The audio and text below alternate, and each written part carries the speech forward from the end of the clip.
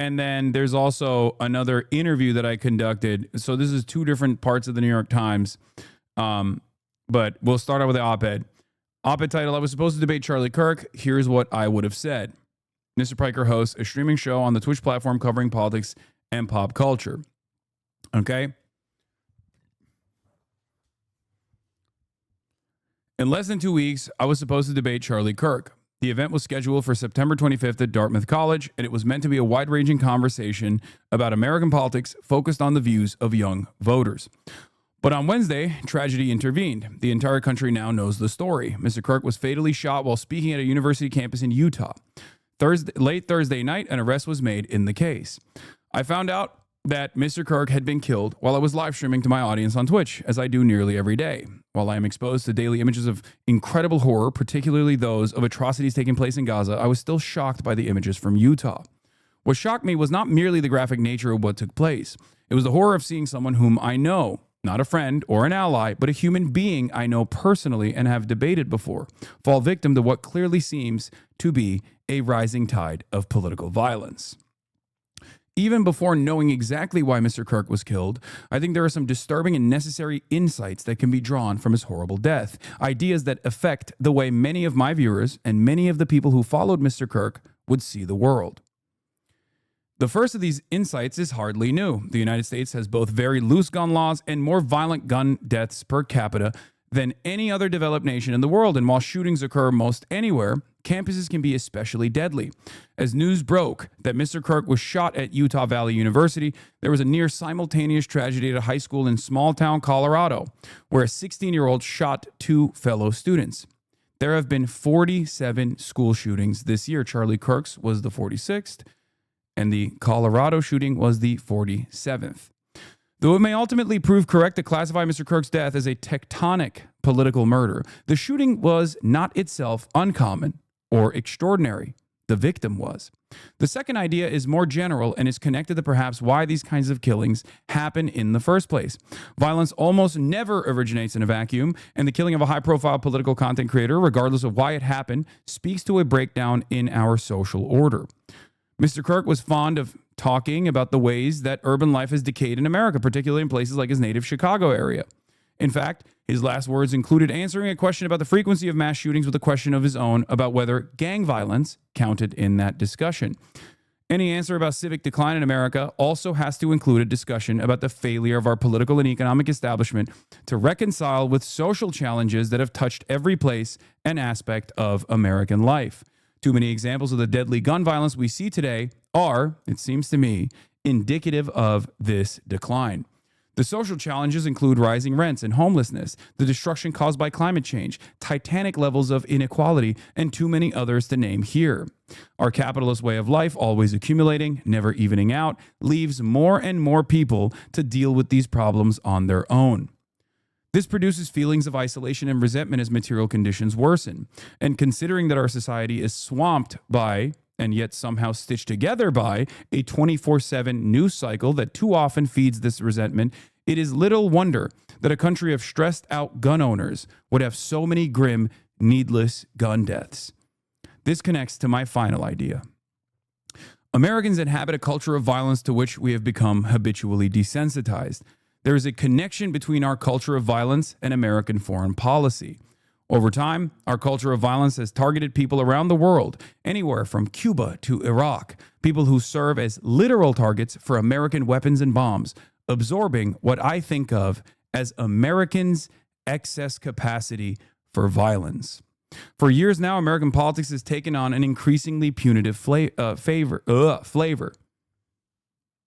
During the George W. Bush era, Arabs and Muslims were, and remain, singled out for suspicion. Their civil rights were routinely violated as we embarked on fresh wars against Arab and Muslim countries, and we regarded lives in those countries as less precious than our own. I call it the process of collateralization, where we look to the children in Gaza, for example, and we just, even if we are naysayers, even if we actually find Israel's actions to be abhorrent, deep down inside of our consciousness, we still see that as like unfortunate byproducts of a necessary way in which the world exists, right?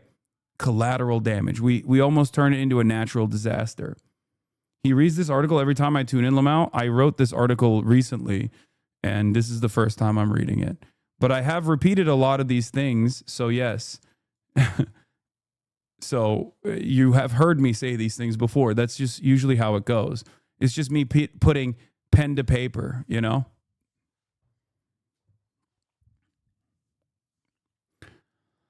The Barack Obama years were not so much a correction as a continuity with drone strikes, night raids, and forever war. What followed in President Trump's first term and in Joe Biden's administration was still more of the same. Extreme rhetoric about designated American enemies combined with aggressive sanctions and secret operations aimed at destabilizing entire countries.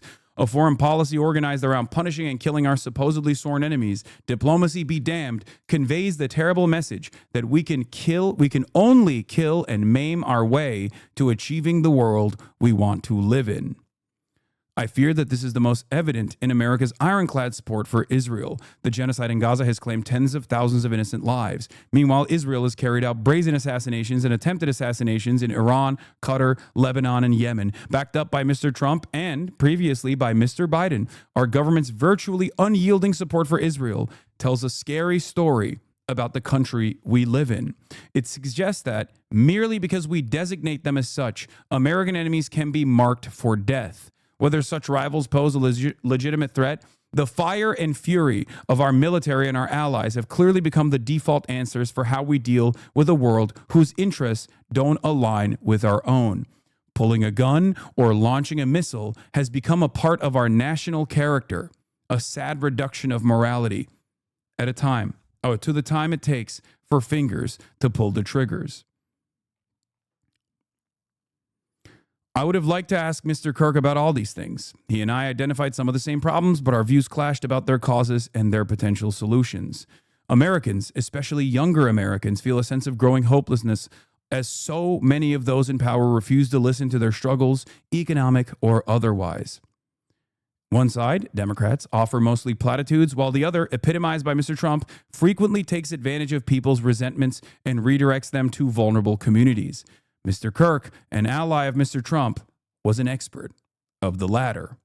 I wanted to debate Mr. Kirk, but because of a violent act, now I can't.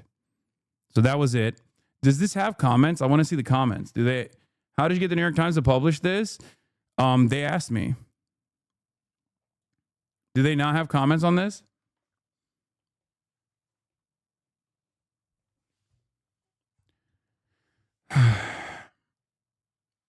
Don't think guest essays have comments? Oh, okay. So, they asked me and I wanted to, they changed some stuff around structurally. And if you think that the tone it takes is a little bit drier than the way I would have spoken on these issues, that is because, yes, there is an editorial tone that they keep.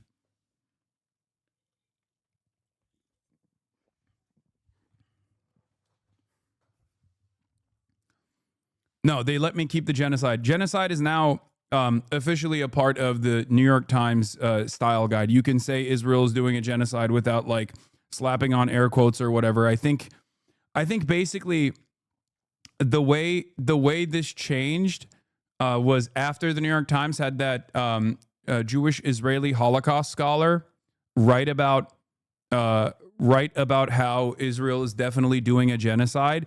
In the aftermath of that, I think they were like, it's done. Like, you can now say it openly. Yeah, they hyperlinked the word, like, to show. Look, they hyperlinked it to send it to, yeah, I'm a genocide scholar. I know it when I see it. To Omar Bartov.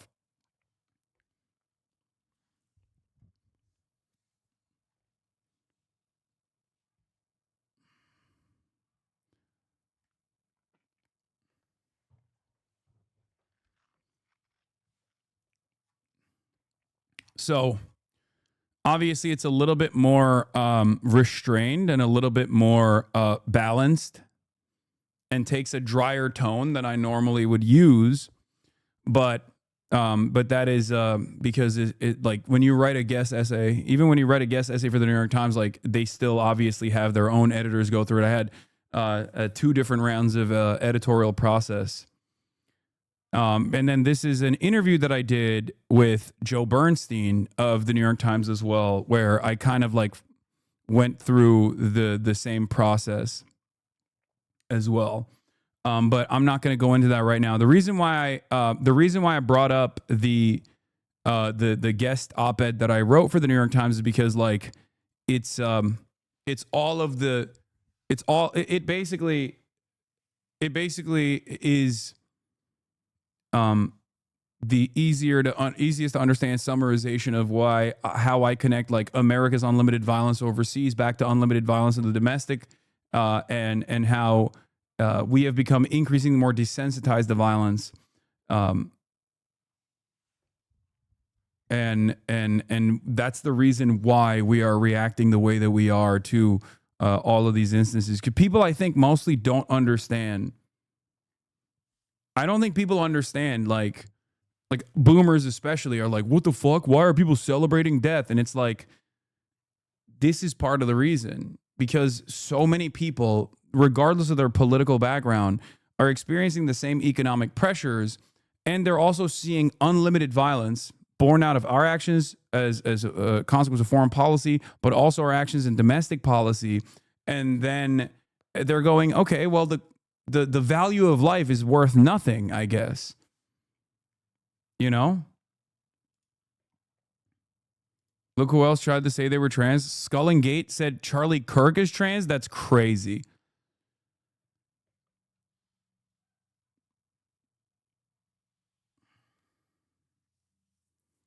On the back of this, I kept journalists and reporters having to explain how this works, how media works, the drama perverts. My guess is these outlets reached out to him. I doubt Hasan is farming them. Bro is farming hard.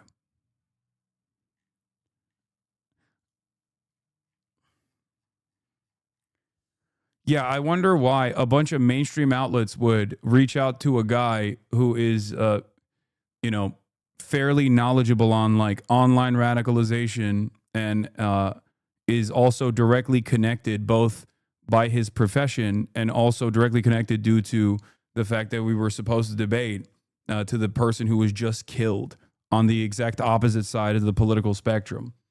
No, it must be that I'm paying for it. These guys are, their brains are underdeveloped, I think. They're just like, it didn't cook enough.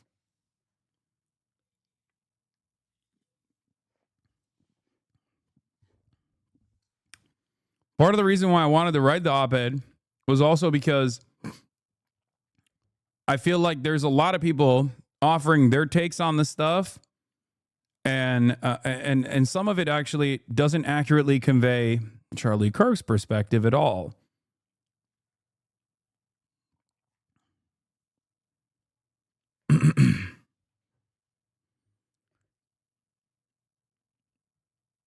So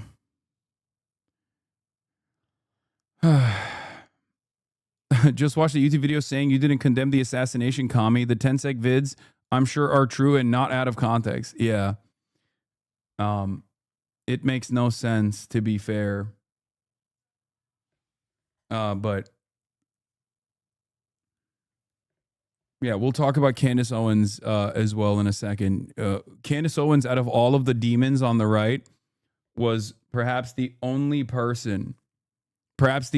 fucking person out there who actually was able to humanize Charlie Kirk, and like very clearly is going through the stages of grief. I never thought I would say this, because I've always seen Candace Owens as like a major grifter, but it does seem to me like, I mean, I know that they were friends, but it seems to me like they were really actually much closer to one another than any number of different people on the right that have been like, Charlie Kirk told me that he wants me to kill all of the leftists. Actually, that's what his last text was, which is, of course, what Stephen Miller did, right? Stephen Miller went on Fox News and said this: the last message that Charlie Kirk gave to me before he joined his creator in heaven was, he said that we have to dismantle and take on the radical left organizations in this country. Was psycho, just like absolute fucking psychopath, dude. And let me tell you something I'd not share with anybody, but the last message that Charlie Kirk gave to me before he joined his creator in heaven was, he said that we have to dismantle and take on the radical left organizations in this country that are fomenting violence. That was the last message that he sent me before that assassin stole him from all of us. And we are going to do that under President Trump's leadership. I don't care how. It could be a RICO charge, a conspiracy charge, conspiracy against the United States, insurrection, but we are going to do what it takes to dismantle the organizations and the entities that are fomenting riots, that are doxing. Yeah. Last message Charlie Kirk sent to me was, I look good bald, actually, and I'm handsome, and I'm so good at speaking and writing Trump speeches, and that maybe Trump should make me Secretary of State instead of Marco Rubio. So we have to do that. Obviously, that's real. That's a real thing he told me.